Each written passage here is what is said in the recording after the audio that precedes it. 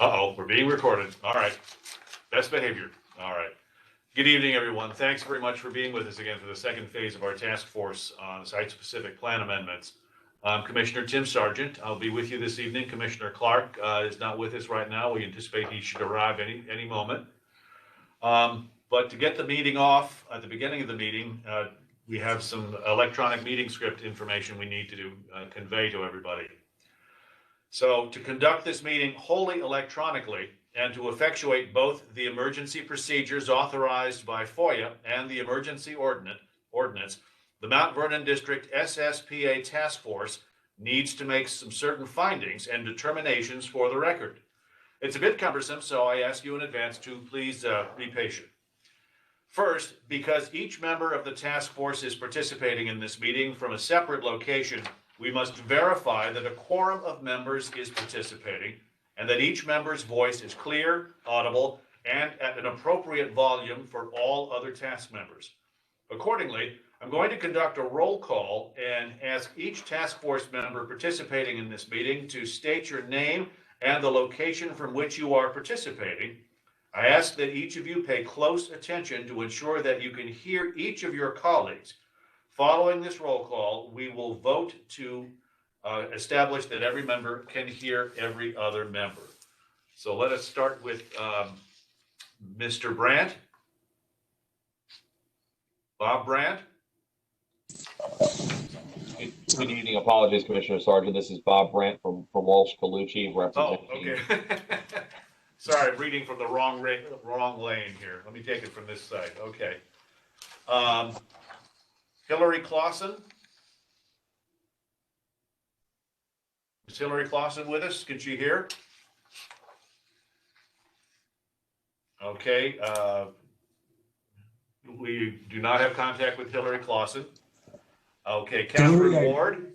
Hillary, I just unmuted you. Can you? Okay, yeah. For some reason, the space bar didn't unmute me, but this is Hillary Clausen. I'm in Mason Neck.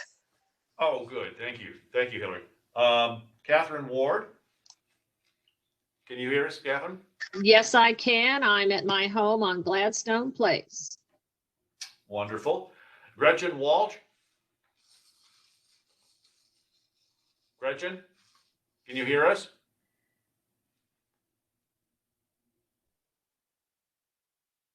Gretchen, are you on mute? I don't think that Gretchen is. Okay. All righty, Gretchen, apparently not with us this evening. David Levine. Yes, hi, this is David Levine calling from Alexandria, Virginia. Great. Holly Doherty. Hi, Tim. It's Holly Doherty in Alexandria, Virginia. Wonderful. Evan Kaufman. Hi, this is Evan Kaufman. I'm calling in from Richmond, Virginia. Wow, okay. Mary Payton? Mary? I don't see Mary on the roster list. Okay. Queenie Cox? Gum Springs. Oh, Queenie Cox, Gum Springs. Good evening, Queenie. Good to see you. Ellen Young? Yes, this is Ellen Young. I am here at home in Bellevue. Wonderful. Thank you, Ellen. Hamid Munir? Hi, this is Hamid Munir from Fairfax Station, Virginia. Wonderful. Okay, thank you for being here with us. Lynn Pasco? Yeah, it's Lynn Pasco at my home in Montebello. Great. And Tracy Wood?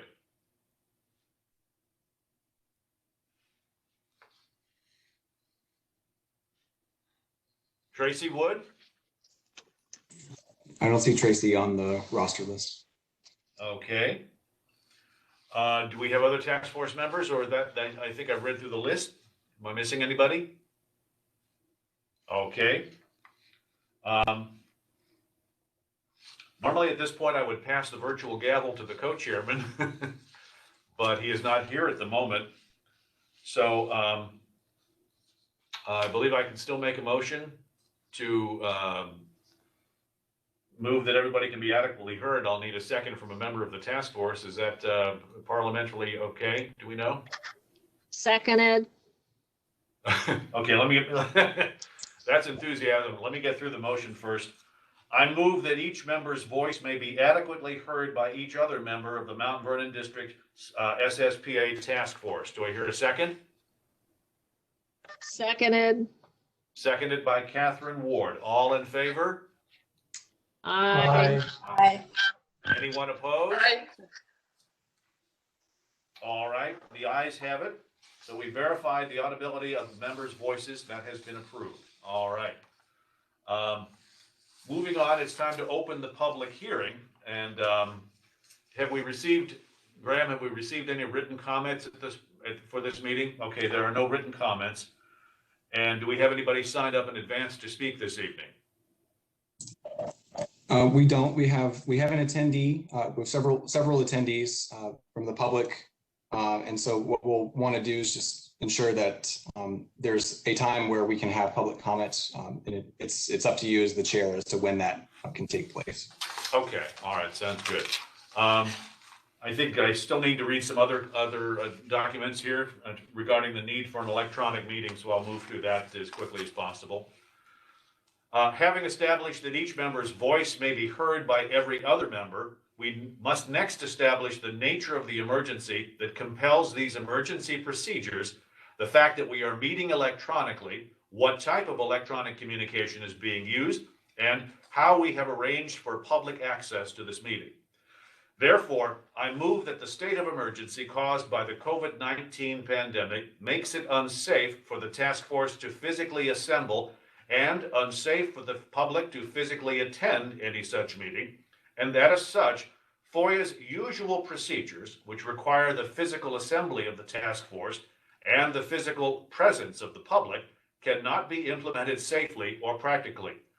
I further move that the task force may conduct this meeting electronically through a dedicated video and audio conferencing line, and that the public may access this meeting by registering through the meeting line on the Track a Plan Amendment page of the SSPA website, which is www.fairfax-county.gov/planning-development/plan-amendments SSPA/south/track plan amendment, or by calling 1-844-621-3956, TTY is 711, and entering access code 129-124-6597, and it is so moved. Do I hear a second? Second is Hamid Munir. Okay, thank you. We have a second. All in favor? Aye. Aye. Aye. Is there anyone opposed? Hearing none, the ayes have it, and the motion passes. Finally, it's next required that all of the matters addressed on today's agenda must address the emergency itself and are necessary for continuity in Fairfax County government, and are statutorily required or necessary to continue operations and the discharge of the Mount Vernon District SSPA Task Force's lawful purposes, duties, and responsibilities, and it is so moved. Do I hear a second? I'll second. And who seconded for the record? That's Ellen. Yeah, Ellen. Okay, thank you, Ellen. Okay, all in favor? Aye. Aye. Aye. Anyone opposed? Hearing none, the ayes have it, and we have concluded the necessary motions for the start of this meeting electronically and virtually. So with that, I believe we're ready to begin this phase of the process. Graham, I'll be happy to turn it back to you and let us get us move forward. All right. Thank you, Commissioner Sargent. Welcome again, everybody, both task force members and members of the public. Before we get into kind of the main part of our discussion tonight, which is the introduction to the implementation phase of SSPA, I wanted to just take a brief minute to just go over WebEx. This is going to be a refresher for most of you, as many of you were involved at the screening phase, but for members of the public in particular, and I know that it's been about 6 months since this group was constituted last. I thought we'd just do a quick refresher on the basic controls of WebEx. So if you're here, welcome. You already entered through either the attendee link or the participant link. So we're glad that you made it. There are a couple of commands that are fairly basic and pretty similar to other platforms that you may be more familiar with, like Zoom or GoToMeeting, but the basic commands that we have in WebEx are at the bottom of your screen. So you have a mute, unmute button. Green means that you are that you're audible. Red means that you are muted. So just keep that in mind. We do ask that if you are not speaking, if you're just listening, just try to stay on mute so that the audio picks up the speaker's voice at the appropriate volume and makes for the most clear presentations. The other one is the webcam, so you can start and stop your video. That's the next button down at the center part of the stage, at the center part of the console. Start and stop your video, turns on and off your webcam. Over in the bottom right-hand corner, you have a button that's called Participants. If you click on that, you'll see a list of all of the participants that are in the meeting, arranged in alphabetical order. So that'll let you know who's there and who's speaking. Last, or second to last, you have the chat. So I just disabled the Q&A function. It's redundant with the chat function. So if you have a question, either for me as the meeting host or for the entire group, just put it into the chat. We can handle chats in that fashion. The other way that we can handle questions and when people want to speak is by raising your hand. So you'll see in the bottom of the participants panel, the bottom right-hand corner, there's a little hand button. So most of you are familiar with it, but just click on that. That raises your hand in the participants panel and lets me and Commissioner Sargent and everyone else know that you're ready to say something. So we'd ask that you just organize the discussion in that manner, especially when we're going into the Q&A portions. For members of the public that are calling in, it's a similar thing. If you have a question during the public comment period, you can raise your hand as well, and we will be able to unmute you manually so that when it's your time to speak, so that there's an order to it. So that's the basic overview. Does anybody have any questions about just general WebEx? All right. And once again, I mentioned this at the onset, but the meeting is recorded, and it's going to be posted to our SSPA website as well as to YouTube afterwards. So just know that if you miss a meeting, you will be able to watch it later on. All right. So with that, I think we could probably shift over into the next portion of the evening, which is the process overview. So my colleague, I'll introduce our staff quickly before we launch into this, but my name's Graham. I'm the coordinator for SSPA kind of writ large. Right now that includes the Mount Vernon district, as well as the separate task forces that are being established in Mason and the Lee district.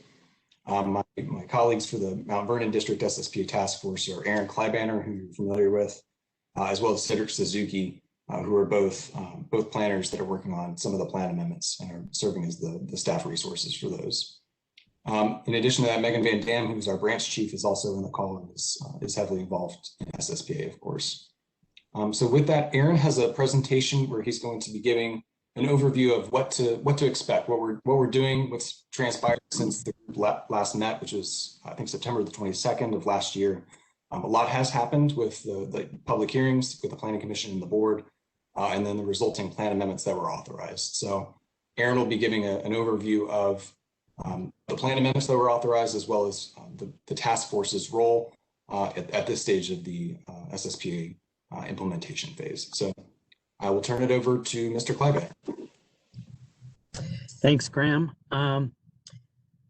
So welcome everyone again on behalf of the whole team. And so we're beginning the next phase of the South County SSPA process here. And so just to remind you again, the SSPA is a process, is a 4-year process divided into two-year cycles where we divide up the county into a north half and a south half. And the north half of the county contains the Sully, Drainsville, Hunter Mill, and Providence supervisor districts. And the South County contains the 5 supervisor districts of Springfield, Mount Vernon, Mason, Braddock, and Lee. And the North County cycle began in 2017, and the South County cycle began in the fall of 2019. So the process again has 3 main phases. There's the education and nomination submission period.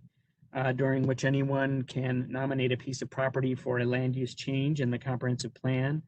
Then there's the screening period when the supervisors appoint community task forces to perform the high-level review of what are, again, then the nominations, and provide recommendations to the Planning Commission. And then the Planning Commission held a public hearing where they submitted a recommendation to the Board of Supervisors, and the board then decided which of the nominations got added to the Comprehensive Plan Amendment Work Program, and they approved that program.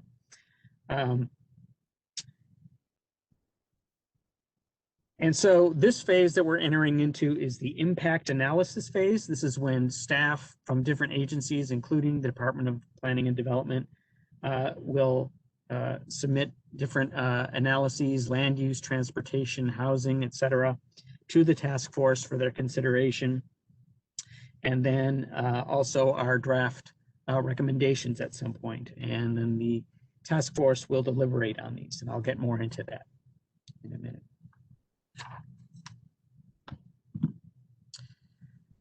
So on January 26th, the board adopted a new work program, as I said, and added 5 studies as a result of the screening process shown here in the Mount Vernon district. 2 of the items are going to be on the expedited track, and these are the 2 in bold, 2806 Popkins Lane and 2550 Huntington Avenue. And we'll go over these amendments and the other ones and provide an overview of the schedule as well. So this slide shows the expedited track task force schedule. And again, we're talking about PA 2021-6, which is 2806 Popkins Lane, and PA 2021-7, which is 2550 Huntington Avenue. And this schedule may look a little different than the one that you first received via email a couple weeks ago. On that schedule, we were having the first couple of meetings divided into 2 one-hour segments where we would talk about each of the amendments in a 1-hour segment. But what we decided to do in consultation with the task force chairs is we decided that it would be better to devote our next meeting to all of the impacts analysis review for 2550 Huntington Avenue. So take the entire 2 hours for that. And then we'll give you a brief summary of where staff is sort of leaning on our staff recommendation as well. And then the next meeting after that, meeting number 3, would be devoted again entirely to the review of impacts for 2806 Popkins Lane. And again, giving a brief summary of the staff recommendation. And then meeting number 4 would be devoted to presentation of our final staff recommendations, and then to the task force. And then the task force would develop its own recommendation and or decide whether theirs would be concurrent with staff's or not, and take a vote, their final vote at that meeting. Now, we do have a carryover meeting scheduled here on April 27th if we need more time for the task force deliberations. And of course, just if you see the caveat down below at the bottom of the chart of the table here, if we needed additional analyses to be performed and or if there's additional time needed for task force deliberations, we can extend this schedule. So this is subject to change. So we're tentatively planning to publish our staff report on June 2nd. And then the Planning Commission hearing would be June 23rd. And if a decision, a final decision is needed, markup and decision, that would be June 30th. And the Board of Supervisors public hearing on July 27th. So again, this is all subject to change depending on circumstances. Any questions on this at this point? Okay. So this table is showing the standard track task force schedule. And as you can see, I'm only showing on here 2 plan amendments PA 2021-4, which is the Mount Vernon Highway SNA, and the PA 2021-5, the Huntington Metro Station. Now, the reason for that is over on the left side of the screen, you can see in the second box there, the Engleside Trailer Park Raised Mobile Home Colony, PA 2021 and number 3. That is being deferred until the work of the Affordable Housing Preservation Task Force Subcommittee on Manufactured Housing finishes their work and recommendations, and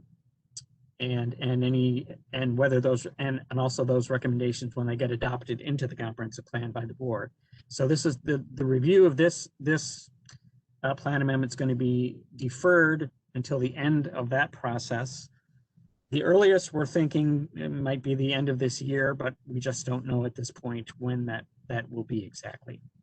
So, and it's very likely that by that time, this plan amendment will have its own unique schedule. So different from the one that's shown here. So the standard track is this is a little more general at this point. I'm just showing that we're showing basically 10 task force meetings, and we're not giving you the detail on what impacts are going to be reviewed at this point, and or the breakdown of which meetings are being devoted to which plan amendments at this point, because that's still to be determined. We're going to figure that out in the coming weeks. But that will be starting in June, on June 15th, and then the task force meetings will run through December 14th. And then we have a carryover meeting scheduled for January 4th, if necessary. The staff report publication would be on February 23rd of 2022. The Planning Commission public hearing on March 23rd of 2022. And then the markup and decision March 30th. And the Board of Supervisors public hearing on April 27th. And again, this is also subject to change if more analysis is needed and or further task force deliberations.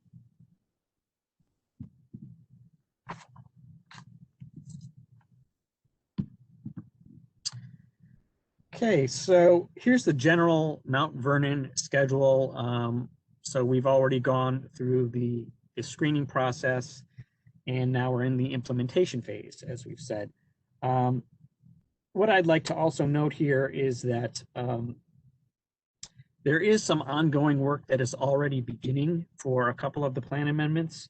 The transportation study for the Huntington Metro Station plan amendment is already underway, and we have the potential of commissioning a consultant for design work for the Mount Vernon Highway SNA plan amendment. So that's ongoing work that's already happening.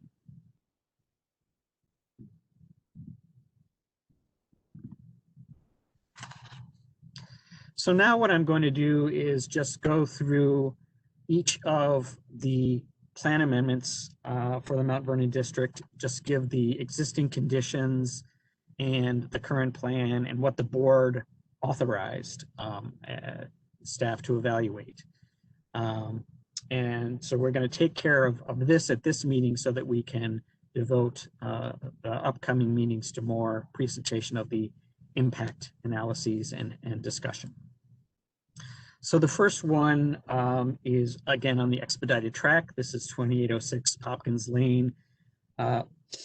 And this is located in the northern portion of the Mount Vernon Supervisor District. Cedric Suzuki is the planner that will be coordinating the review of this amendment.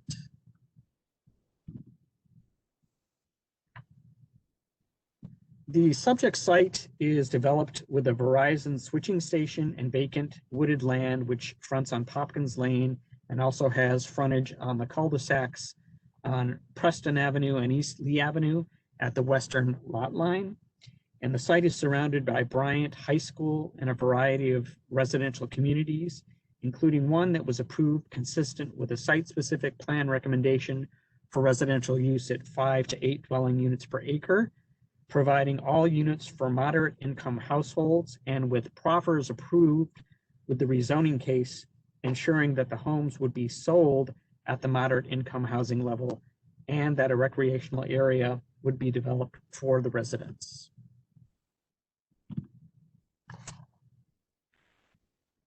The plan amendment authorization retaining the existing switching station on approximately 1.3 acres and subdividing the remaining 4.2 acres for the development of townhouses at a density of 5 to 8 dwelling units per acre was authorized by the board. And this included specific considerations for workforce housing on the site, as well as an evaluation of the localized transportation network to determine the optimal site access and minimize potential conflicts on streets surrounding the site. The task force recommended that the nomination be added to the work program with consideration for the provision of workforce housing. So the current plan, the Richmond Highway corridor is located 1/4 mile to the west, and the planned bus rapid transit stations along Richmond Highway at Beacon Hill Road and at Lockheed Boulevard are approximately 7/10 of a mile from the current property access point on Popkins Lane. And the current plan recommends, as part of a plan recommendation for Memorial Heights, that residential infill should be developed at an intensity of 3 to 4 dwelling units per acre and be compatible with surrounding land uses. And the plan map shows a density of 2 to 3 dwelling units per acre at the baseline level. The concept for future development designates the subject property as a suburban neighborhood, and suburban neighborhoods contain a broad mix of residential densities and are planned for little to no change in land use, and recommended that infill development be of a compatible use type and intensity with surrounding uses.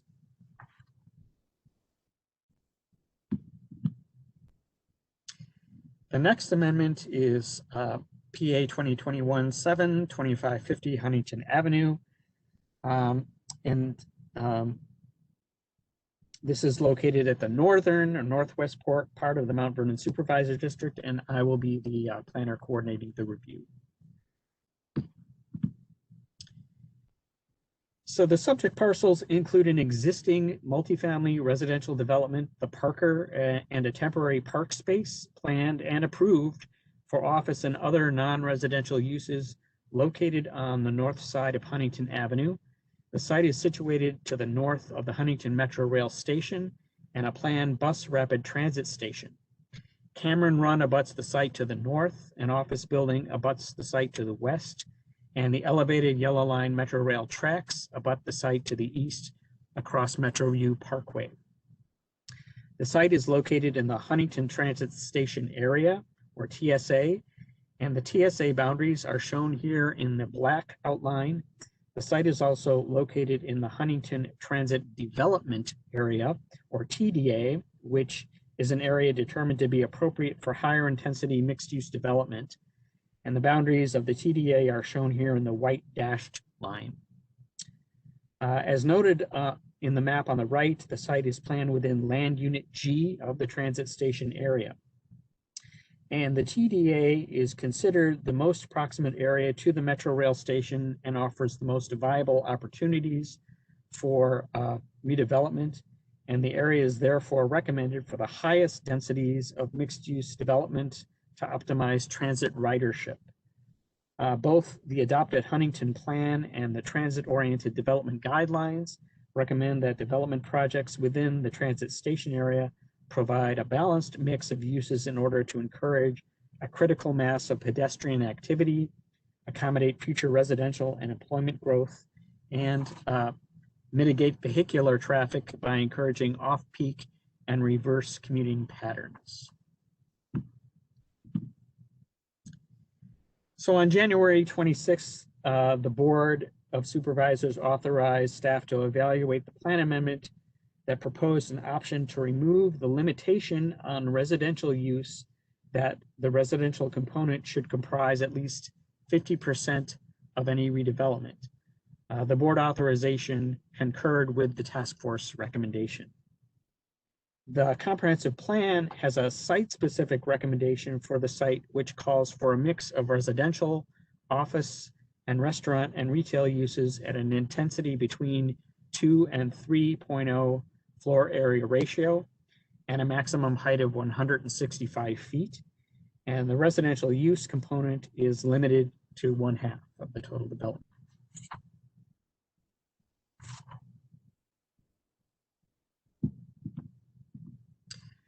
And the next plan amendment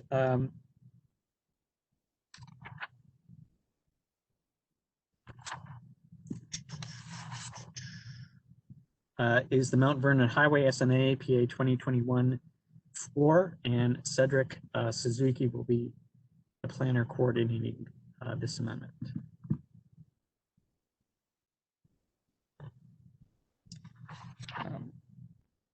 So the study area shown in the white outline is located along the west side of Mount Vernon Highway, generally south and west of its intersection with the Richmond Highway and south and west of Little Hunting Creek.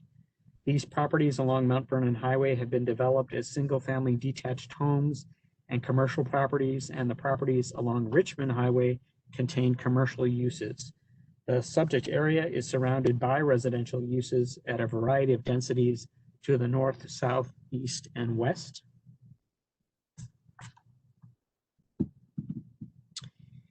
And the board asked staff to consider an amendment that looks at the land use mix and density for the entire land unit number 5 in the white outline. The original subject area is in the orange or brown. With special consideration for an increase in density along Mount Vernon Highway. The maximum density and mix will be refined through conversations with the task force, and we will ask agencies for comments as well. And the task force recommended that the original nomination in the subject area in brown be added to the work program. The current plan notes this area as recommendation area number 5 of the suburban neighborhood area between Hybla Valley, Gum Springs, and South County Center CBCs. The plan calls for an overall density of 5 to 8 dwelling units per acre across the entirety of the area, with a redevelopment option up to 8 to 12 dwelling units per acre with substantial consolidation of the land unit. However, the residential parcels fronting on Mount Vernon Highway are planned specifically for 2 to 3 dwelling units per acre, and the parcels nearest the intersection are planned for retail and other commercial uses.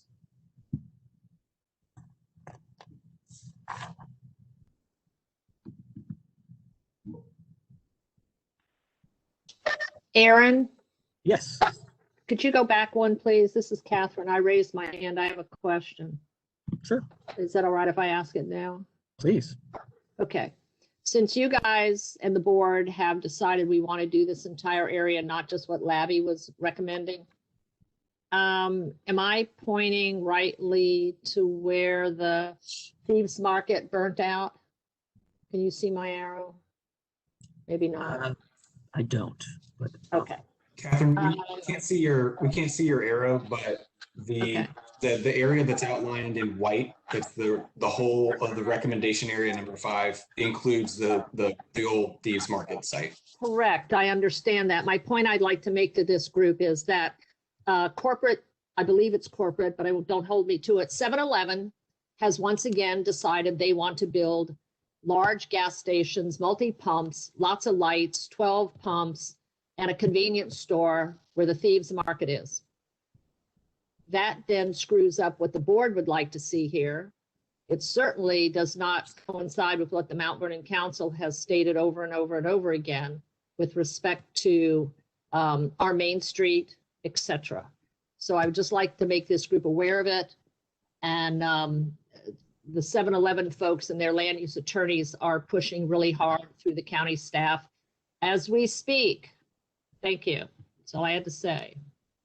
Aaron, could I make one point onto that too? I may have misunderstood you, but I thought we had agreed when we were looking at this area very much with the staff's idea that it was the whole area, not just a small one. So maybe I misunderstood what you said, and maybe I just am not recollecting right. But I think we strongly supported the whole area being under consideration. Yes, we did. And Lynn, to that point, the plan amendment area is that expanded area that includes that entirety. So yeah, absolutely. Thank you, Graham. This is Gretchen. That's good to hear, because those 7-Eleven folks are going to come see the Planning and Zoning Committee at our April 5th meeting. So we can show them this and say, no. So thank you for backing us up on that one.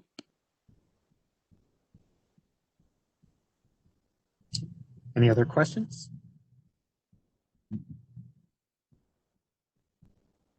Okay.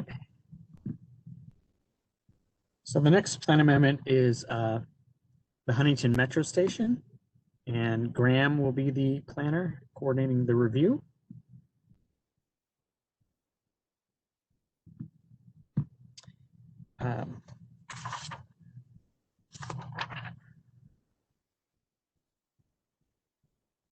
So the subject site is located on Huntington Avenue and North Kings Highway in the northern portion of the Supervisor District. Somebody else raising their hand? Yeah, Erin, I think Queenie had her hand up. Okay. Go ahead. Oh, that was back with the 7-Eleven comment that Catherine was talking about. So you guys already answered the question. By the time I could figure out how to raise my hand, my question was answered. Thank you. Okay.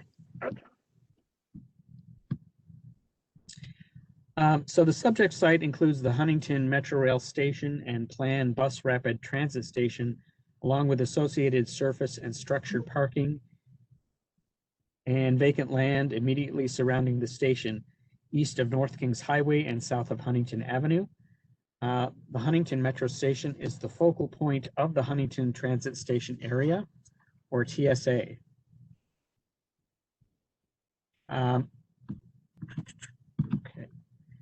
The board authorized an amendment for the subject parcels to recommend a maximum floor area ratio of 1.5, close to 2 million square feet of primarily residential development. Uses would be provided in low, mid, and high-rise building types between 55 feet and 200 feet in height, and the board authorization concurred with the task force recommendation. The site consists of 3 parcels located in Land Unit E of the Huntington Community Planning Sector, and the current comprehensive plan recommends public facilities on the Huntington Metro area, parcel 17E, and a mix of uses consisting of office, residential, retail, and hotel on parcel 88D, which is planned in conjunction with the development recommendation with areas abutting the site to the south in Land Unit F. In total, Land Units E and F contain a total development potential of 250,000 square feet of office retail use, 30,000 square feet of retail use, and 600 residential units, and an option for a 200-room hotel or an additional 250 units for a total of 850 residential units. It is important to note that of these 850 units, 469 have been constructed with the courts at Huntington Station, and the remaining are unbuilt but have received zoning approval in developments to the south of the station. Additionally, a remnant parcel between the current Kiss and Ride and the Huntington Club development to the west is included in the plan study and is currently planned for office. Were there some questions? Okay, I heard a number of beeps, so I thought people were raising their hands. Oh. Yeah. Okay. Okay, so this is the Engleside Trailer Park Raised Mobile Home Colony Plan Amendment PA 2021-3. And again, this is the review of this amendment will not take place until the end of the work of the Affordable Housing Preservation Task Force Subcommittee. So the subject area is located in the Richmond Highway Corridor area and is planned with within a suburban neighborhood area between South County Center and Woodlawn Community Business Centers. The suburban neighborhood area is an area predominantly planned for residential uses with some limited community serving retail uses and redevelopment where appropriate. Infill development is recommended to be of a compatible use type and intensity with neighboring properties, and the subject area is developed with 2 manufactured home communities, Engleside Trailer Park and Ray's Mobile Home Colony, a Best Way grocery store, and the Hollywood and Vines Nursery and a house of worship.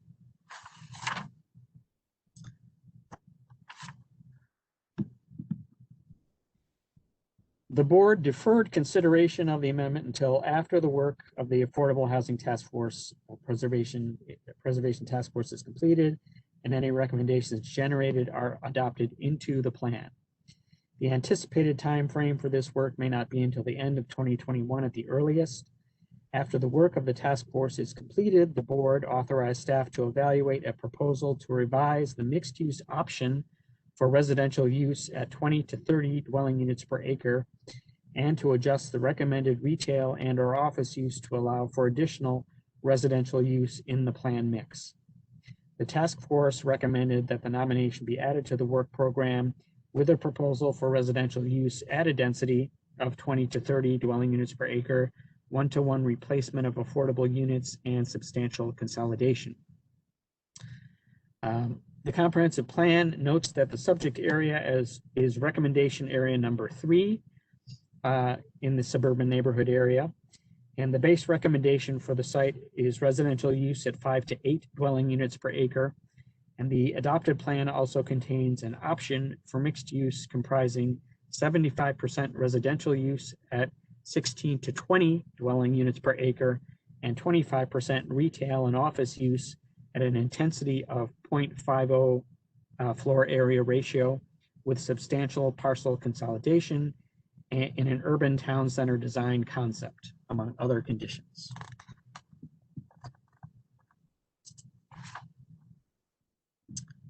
Okay, that's it for the plan amendments for the Mount Vernon district. Any other questions on those? Okay, so now we move on to the task force needs to establish its procedures for the implementation phase. So as with the screening process, the task force needs to, the first order of business is the task force needs to appoint a secretary to complete the task force report forms and the task force votes. So that's one thing that needs to be accomplished tonight. Aaron, would you like me to reach out? And I think we may have a lucky volunteer. Okay. for such nomination. And we'll certainly pick it up for discussion, but Queenie, are you willing to step forward? I heard you were as our next secretary. Yes.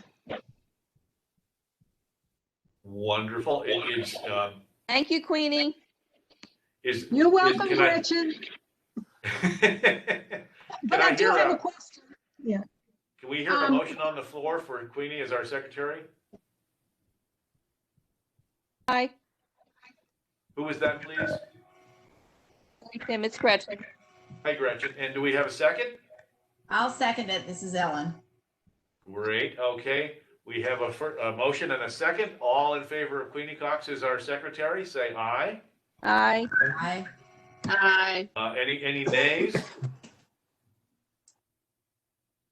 Queenie, congratulations. You are this round's secretary. We very much appreciate you stepping forward. You're welcome. Okay. Thank you, Aaron. I think we're good there. No, well, was I supposed to be taking notes at the beginning? Off the hook until now, Queenie. Oh, well, I did. You're good. I did take notes just in case because I wasn't sure what I was supposed to do. So that I did take notes. And then who do I give these notes to at the end of the meeting? Well, actually, we're going to be giving you task force report forms. So the only thing you'll need to do on there is record what the motions are. And it's all explained in the forms, and we'll provide those to you. But what the motions are, who seconded the motion, what the vote tally was, and then there's a notes section on the form for you to record any pertinent points of a discussion on a particular plan amendment that's kosher to a motion that's being made. But as far as overall meeting minutes, I can't remember, Graham, did we? Fill in the blank, Yeah, so we'll be taking meeting. Refer to the website for more detailed information. Go ahead. I mean, there's no need of me recording, like when Aaron was going through his presentation, there was no need in me recording what he was talking about. It was easier for people to visit the website or YouTube to get the more detailed information, because I couldn't write as fast as Aaron was talking. But I got the summary of it. Well, right, we're recording the meetings, so Yeah, and we take meeting minutes ourselves on the staff end of things, so we can work with you. And what's required for these, because this is recorded and we can always refer back to it, is basically just a summary. It's not a transcript or a verbatim or anything like that. So a summary works, and we can show you the. Great. Graham and Owen, this Commissioner Sargent, do we need to take a vote on those meeting minutes, those meeting summaries, I should say? You don't have to. If you'd like to, you can, but it's not required. No, that's fine. I think unless the task force wants to take a vote on it, I think we're fine. Okay, thank you. I'm sorry, go ahead. So let me just explain a little bit. So the implementation phase here is going to be a little different than what we did during screening. So again, as I mentioned during the presentation, the meetings are going to be sort of oriented around presentation of the impact analyses, the different impact analyses, and then a task force discussion of those and asking staff questions. And the task force can decide if it also wants to ask questions of the nominators and whether they would like nominators to present additional information. But that's up to you how you want to structure that. And of course, the task force also needs to decide how you wish to take public comments during this phase, whether you want to, have a specific time limit for speakers or not. That's something else that you need to make a decision on. Any questions? So are we going to make those decisions tonight on how we're going to operate? That would be what you just said. Okay, good. Then I would like to recommend that we have a time limit, just like the Planning Commission does and the Board of Supervisors, so people do not go on and on and on and on. A time limit for the public, and frankly, probably for us too, but definitely for the public. Aaron and Graham, what was our time limit before in the previous discussions? We had a 3-minute time limit. And for the presenters? Aaron, I think it was 15 minutes for presenters, if I remember correctly. Well, I can double check though. I think it was, let's see, well, it was structured a little differently then. It was something like 8 minutes for staff and 10 minutes for nominators. But this is going to work a little differently. So I don't know if you want strict time limits on the impact analysis presentations or not, but Yeah, I would agree with Aaron. During the screening phase, I'm looking at the old roles and responsibilities document that we had for that. And those were very defined presentations for both staff and the nominators. They're fairly succinct. I think the nominators actually had 8-minute time for their presentations. I would recommend that if since there's only especially for the expedited amendments, there's going to be essentially 1 or 2 meetings where there can be discussion on each of these plan amendments. It might be worth revisiting that 8-minute time frame. That being said, I think that it's Catherine's point is well taken, that we have some structure to these time segments. So do we want to, unless, would we like to start with 8 minutes for presenters to be consistent with what we did before?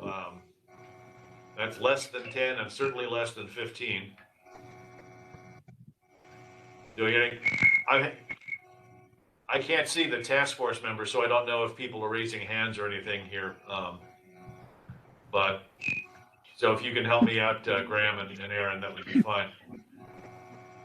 Do I hear comments, anything on 8 minutes for presenters? Well, Tim, I think that's probably okay. Remember, we're only going to have 1 per meeting, so Yeah. It's a little different than last time. So I don't know that we really need to limit that. I definitely think we need to limit, public comments to 3 minutes each. And, I would like you to step in if any task force members start going on, me included, and cut us off. You got it. Gretchen, I Catherine. concur with Ellen. Yeah, this is Catherine. May I ask a quick question again? Certainly. So the process, as I understand it, is on the first nomination, which is expedited, staff is going to give us their analysis first, and then the nominator is going to present some comments. Is that how it goes? As opposed to the other way around? That's how we had envisioned it, was that staff would present the results of the impact analysis, and then the nominators would have time to do their presentation to provide information to the task force. Okay. Could I recommend you do it the other way around? Only because I want to hear what the nominator wants to say, and then what your thoughts are on what they've had to say. I mean, that's my thought. It just makes it work in my head better. I don't know about how anybody else feels about it. Catherine, I see your point. I'm wondering though, if the nominator, in this case, since they've done a presentation and the staff has provided some assessment and an impact analysis, are we hearing the presenter's reaction to the staff, or are we hearing the presenter's new information related to the? I don't know. I mean, that's my point. I'm not sure why we're even listening to the presenters unless we want to hear them say, oh my God, what do you mean you analyzed it that way? I think So- this is Gretchen. I think we also need to hear from the nominators first before staff. And then for them to be able to present their case, and staff can go back and say, well, that's not what we said, or this is what we agreed on, etc. Graham and Owen, does that make sense? What order should the nominator come in? Megan, you want to jump in here? Go ahead. Right. And I'm echoing. Everybody, I think I would just for a have- second. Yeah, I would So- have. Go ahead. I have 2 points. The first is that the way that this is organized is a bit different than the screening and past the area plans review process, whereby this has been added to our work program.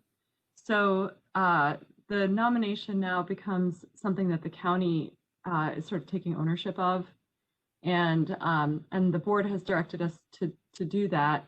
That is, may or may not be the same as what the nominations have been proposed as. So I think that's something to consider, that it would be helpful to have staff go first, I think, to really talk about that and what that means. And then I think the other piece of this is that you know, when we've been looking at the analysis and talking about, you know, whether it's the land use analysis or the transportation analysis, I think it's important for having the nominator to be able to provide some feedback on that. You know, I think in the case of, I can think of in the case of Hopkins Lane, you know, we did have a good discussion about the affordable housing piece. And I think it would be important for perhaps the nominator to hear the staff analysis first and then be able to provide some response to that to help, you know, to help your discussion as well. So, and we can avoid, by them going second, we can avoid that back and forth. I don't disagree with that, Megan. One question, will the nominator, and just because I don't disagree doesn't mean we're finished here. I want to hear from everybody else, but will the nominator have had an opportunity to hear your analysis so that they're prepared? So that before the Yes. meeting, they will have had an opportunity to read or hear your assessment. Okay, so Yes, they can we're trying prepare. Sorry. Because what I'm getting at is that impacts how much time we need to provide them, so they can, you know, they've had a chance to analyze what you said and they can come up with a comprehensive response. I think that works best. Yes, we're Okay. trying to work with them right now to you know, and getting them the analysis so that they can be best prepared to have the discussion with you all as well. Okay. Well, let me ask a question, Megan, since it's 6 months and I don't know how anybody else feels about forgetfulness these days. But, you know, we vaguely know what the nomination was for the particular property, you know, how many this, how many that's and all that. Are you going to lay that out for us before you then give your analysis? Because that's really where I want to come from. So if you're going to do that, I'm okay with you guys going first and then hearing what the nominator has to say about your analysis. Yep. Yeah. Yes, we're preparing a summary of the plan amendment and the proposal. This is David. I had a question that if you go first and you talk about your analysis and your evaluation, does that include a recommendation from the staff about? It does. Yes. Okay. David, the way that we've envisioned it thus far is that it would be, you know, as we did during the screening phase where we presented kind of a preliminary recommendation, we would be doing something similar where as a part of our analysis, we'd include our findings of that analysis and then most likely just kind of a summary of what our recommendation and what it would entail. So that might include considerations for, if a plan amendment were to be our recommendation, it might include considerations for the language of it, but it wouldn't be, we wouldn't be providing, you know, plan text during that first meeting. That would be after further discussion with the task force. Okay, now after that, the nominator then is going to respond. But how do they respond? Can they come up with a new nomination? Can they, I mean, what exactly are they going to respond to? Is it just their take on what you proposed, right? On your recommendation, and that's it. So I think that there's a couple of things during the screening phase. The nominator's role is to bring the proposal forward. Right. In terms of, and I think this, hopefully I'm answering your question. At this stage, the proponent, so to speak, of the studies is the Board of Supervisors. They're the ones that have authorized it. So in terms of the ownership of kind of the proposal, you know, the nominators are still involved at this stage. It's still something that they're interested in pursuing. But given that in most cases, if not all, the authorizations are slightly different from what was originally submitted by the nominators, I think it's important to just remember that their role is to provide comments and to direct things as they see. But ultimately, this is the process that the board has for their authorization. So they'll long-winded way of saying that the nominators will be able to provide feedback and provide their comments on the authorization, and that includes, you know, staff's assessment of the impacts. So they'll have a role, but they're not the ones kind of driving the nomination any longer. It's something that's put forward by the board as a part of their authorization. Okay, that helps. Thanks, Fran. Sure. I have a question. Go ahead, Queenie. Okay, once the staff makes its presentation to the task force along with its recommendation, then the next person up would be the presenter who's going to either accept or reject or want to modify the staff's recommendation at that point, correct? I would envision the same thing. Yeah, they would have, I would assume, a reaction to staff's, and if it's quite different from what they were originally, proposing, they might think of an alternative that's not similar to the staff. So we'll see when we get there. Okay, so would the staff be in a position to make an on-the-spot adjustment or modification to a counter recommendation by the nominator? Most likely not. I mean, we'd want to go back and take a look at it with our management team. But that being said, the time and the schedule that we have allows for that sort of situation, because in the case of the expedited amendments, we'll be reviewing 2550 first at the next meeting, next Tuesday, Hopkins Lane at the subsequent meeting, and then we will have at least one, if not two more meetings where we can check issues. So we probably won't be able to react to on the spot counter proposal, but there is room for that sort of discussion to take place. Then how would the public be able to comment if you're going to have this back and forth between yourselves, between the staff report and the nominator, and listening to both? And if someone from the public decides that the nominator's recommendation sounds more sensible and more viable, then the public wouldn't know what to do, because you're not going to be able to make that on-the-spot modification to the recommendation by the nominator. So I hear what you're saying. I think that the answer is that we will have all of our materials, and that includes any materials that are presented by the nominators, for example, that will be on the website. We'll also have the videos so people can watch the videos after the fact. And our goal is to be able to provide the information the task force needs prior to each meeting in terms of the materials that we're going to be reviewing. So we're also going to be presenting our results of our final analysis at that final task force meeting. So if there is something that does need to change between the first meeting and then with discussions with the nominators that are looking at a different situation, there would be discussion with the task force on that alternative. So the public can be involved at that throughout each meeting. Okay, but I like what Queenie's saying, but what's missing here is all of a sudden we've jumped from you guys, the nominator, to the public, and you've left out this task force's conversation, which needs ultimately to be in there before the public gets to say anything, because we're the ones who have supposedly been really looking at this. We understand the area. We know what our hood thinks about things before the public gets to speak. So how are you going to fit us in there?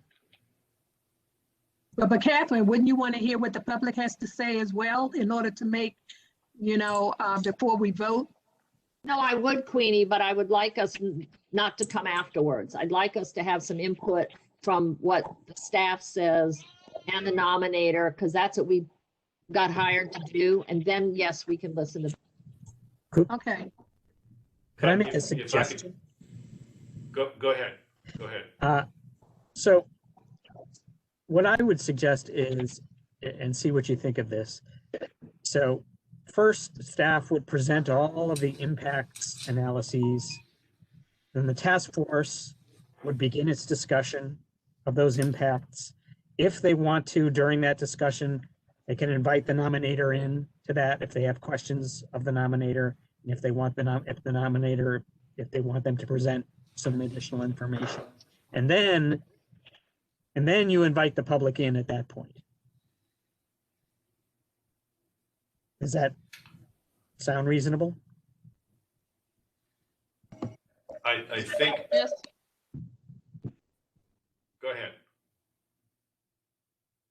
So you want, okay, so the role is, you would have your analysis followed by discussion among the task force members, followed by additional public input, perhaps including the original nominator, correct? Well, you could ask the nominator questions before you open it to the public if you want to. Mm-hmm.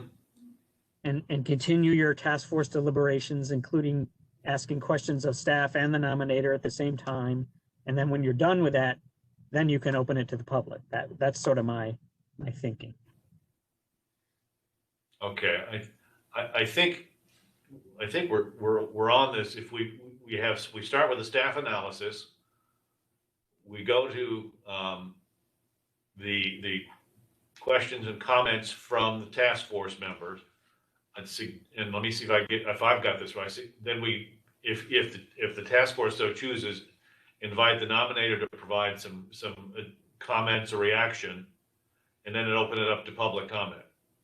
Does that sound correct, everybody? Queenie, everybody? Catherine? David? Yes, I think that, yeah. Yeah. Okay, so I think that sounds okay. Tim. Excellent. Thank you very Okay. much. Sure. Now, I think the next thing is just to determine time frame. So how much time for staff's comments and analysis, how much time for discussion among the task force, and then how much time for input from public and or the nominator. I would suggest, and you guys I'll only start here as a suggestion, 10 minutes for staff analysis. Is that too much or is that enough? Aaron and Graham, what do you think? Personally, less? I don't think that's enough.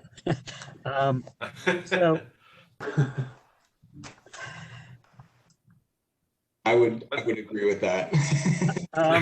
it's hard for me to come up with an exact number because let me give you, an example.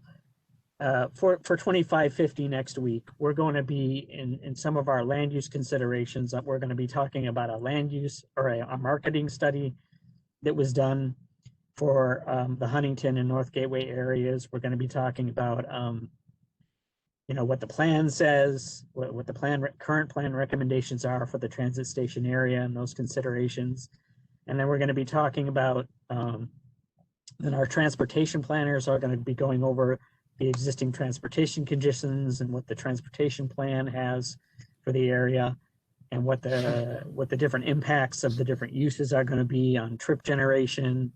And then we have perhaps some discussion of affordable housing. So you're buying dinner, correct? Sure, we'll buy dinner, and okay. but I guess obviously, if you think we're going on too long, you'll cut us off. But we are going to endeavor to be as concise as we can be. But all right. Commissioner Sargent, Aaron, if I could, I think 10 minutes we might not be able to provide what you need in terms of the impact. Okay. I think 15 minutes, we will do what we can to keep everything within 15 minutes. I think that'll be sufficient. Can I ask a question again, please? Go ahead, Catherine. The first nomination we're going to look at next week, I guess, whatever date it is. What is that on? Which one is that? Hopkins Lane, is that first? That's on the 2550 Huntington Okay, Avenue. 2550 Honey Avenue. Are you going to send us pre-materials that we can read, similar to what happens when the Planning Commission gets stuff or the BOS gets stuff? Is there going to be a lot of this stuff we can pre-read if we're so inclined? So in terms of what we'll be presenting, what we can do our best to send the presentation in advance. I know. No, I don't want the presentation. I want your analysis. You've done analysis. There's a market study. There's a transportation analysis. There's trip generations. I personally think we are supposed to be doing a good job here and not just rubber stamping what you guys do. I would like to have the stuff to read ahead of time. Okay, that's me personally. But if we had stuff that would help, and then we'll be ready to ask questions of you guys. And we have, what, 2 hours for this discussion?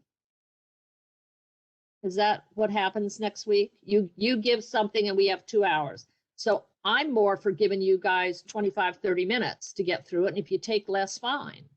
But I think if we're going to do our job, we need to know everything you're thinking and why you're thinking it, so we can do a good analysis of it.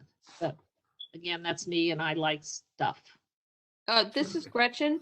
Go ahead, Gretchen. Yeah, we do this with the Planning and Zoning Committee. We ask that the presenters send their materials in advance. Committee members have an opportunity to review it, and that way they ask informed questions. And we don't waste a lot of time going, oh, what was that? Because we've had a chance to review the materials in advance. So we could actually save time in the meeting if people can review it. I agree with that. I like to see it ahead of time. Graham and Aaron, what do you think? Thanks, Mary. Good, Megan. By the way, hi, Mary. Hi. I just got unmuted. Now I can talk. Hang on, we're got it. Megan, you're fading a bit. There you go. Let me turn off the video. So we hadn't envisioned sending out a report ahead of these meetings because we were in favor of trying to listen to the deliberations before the preliminary report was put together. We've been preparing a very detailed presentation with the analysis embedded within it. So it does have a lot of detail within it. And that is what we're forwarding to you all, is the PDF of all of the analyses embedded within that. And okay. The goal is to get it out Friday before the Tuesday meeting. So, Megan, I'm sorry, I only heard a little bit of the last part. Did you say you can get it out or cannot, or? Yes, the goal is to get it out Friday before the meeting. Okay, all right. Great, appreciate it. All right. Well, folks, for the group, if I don't want to condense the staff time too much that you're not getting the level of detail that everybody would like to hear. So if it's okay with the group, can we say 20 minutes? And if we need to go longer than that, we'll, when we reach the 20, we'll say, can you reach a conclusion, or do you need some more time, and leave it at that, and then get to the task force questions. Does that sound reasonable? Yes, Tim. Yeah, I think so. It depends on the size of the project. You need more time for big projects and maybe less for small ones. Well, that's a good point. So why don't we start with, a time frame of about 20 minutes, and we'll check at that point if staff needs additional time. That's fine. If we can finish in 20, fine. If not, we'll get, give staff we'll go in 5-minute increments. That way we can then get to the task force questions and some response from the original nominator if he or she wants to provide that, and then any public input from that point. Does that sound reasonable? With maybe 3 minutes for anybody with public input, and probably an equal amount of time for questions from the task force. And not 3 minutes, but 10, 20, whatever you'd like. Would that work for everybody? Yes, sir. Thank you. Yeah. Okay, so we'll keep this flexible enough. We're not going to put it in stone, but we'll try and have staff do one with information provided in advance. Have about 20 minutes for presentation. If you need more, just let us know, and we'll take it in 5-minute increments from there. That'll be followed by question times from the task force, which I'm anticipating would be, what would you recommend? Anything from 15, 20 minutes? And once again, if more time is needed, we'll take more time. And then follow that with input from a nominator, if so called upon, if they would like to provide comment. And we'll limit that to, and I'm coming up here with suggestions, folks. So these are only suggestions. You're welcome to change the numbers here. If a nominator wants to, let's suggest 5 to 8 minutes, and then 3 minutes for just public comment in general from individuals. Does that sound reasonable? Yes. Sounds good. Yes. Okay. I'm good with that. Okay, so I think we've got it down. If it works for everybody, we anticipate, when possible, advanced comments from staff. Staff presentation of approximately 20 minutes, but we'll be flexible for additional time as needed, and don't hesitate to ask. We know you're doing some very detailed analyses. We'll anticipate another 15 to 20 minutes for questions and comments from the task force members, followed by upwards of 8 minutes of comment or questions for any nominator who has any comments. And that's followed by public comments of no more than 3 minutes per person. Okay, but Walter, I would So expect we would spend quite a bit more time on the Huntington Metro than on the Hopkins Lane. I mean, Yeah, you're absolutely right. You're absolutely right. So we'll be as flexible as possible to make sure we get all that, provide as much time as possible. Just a reminder that for the Huntington Metro, which is one of the standard track plan amendments, that'll have actually many more meetings as well. Yeah. It won't just be one meeting. Okay. Okay, that's a good point. That's a very good point.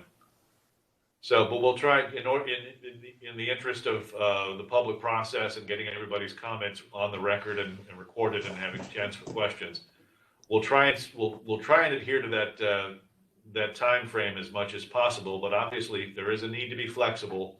We want to make sure everybody gets their questions in and is heard, and have the process be as thorough and public as possible. So, Mary, to your point, obviously one's going to probably have more questions than the others, and we will accommodate for that for sure. Okay, thank you. Sure. Okay, folks, I think that sounds, I don't know if we need to adopt that. We've recorded it for our notes, and I think that should be sufficient. We'll do we'll try the honor system for the first meeting in terms of our general time frame, and we'll talk before the beginning of the next meeting. Why don't we kind of reference what our time frames are so we're all on the same page, and we'll take it from there. And Mr. Sargent, if you'd like, we can take a crack at just updating the document and send it around on Friday. Okay, that's great. If that works, that's great. But we'll be as to make sure everybody's heard, staff, the task force, everybody else participating in the process. So I think we've got that. Does anybody feel we need a vote on those timeframes, or are we good to go? No, we're fine. Okay, good. Okay, that helps. What's next? That was all I had. So Okay. there's Questions, comments, folks? Anybody have anything? actually, Commissioner Sargent, one more thing, actually. Sure. We had suggested moving the meeting times back to 6:30 Oh, that's right. for the rest of the meetings. Is that acceptable to folks? What do you think about starting the meetings at 6:30 instead of 7:30? Yes, Is there please. any- Yes. Good. Please, yes. Thank you. That means we can go for 4 hours instead of 3. No, I'm just kidding. I'm really just kidding. Strike that from the record. So I'll send out updated Outlook calendar Okay. placeholders for the rest of the meetings. Okay, that's great. All right. Glad everybody's okay with that. That sounds good. All right. Anything else for this evening? Hearing none, I think we can adjourn the meeting as of almost 9 o'clock. Second, Do I hear a motion to adjourn? yes. So moved. Do I hear a second? I'll second. All right, we have a second. All in favor? Aye. Bye. All, and I don't hear the nays coming up at all. So I think we're done for the evening. Folks, thank you very, very much Right. for all the input to get the process started. It's going to be very incisive and very helpful, and I'm very glad you're all participating in this process. From staff to our citizens, I know you'll do a good job. So thank you very much. Thank you. Okay, good night. Thank you. Thank you all. Good night. Bye. See ya. Thank you. Good night.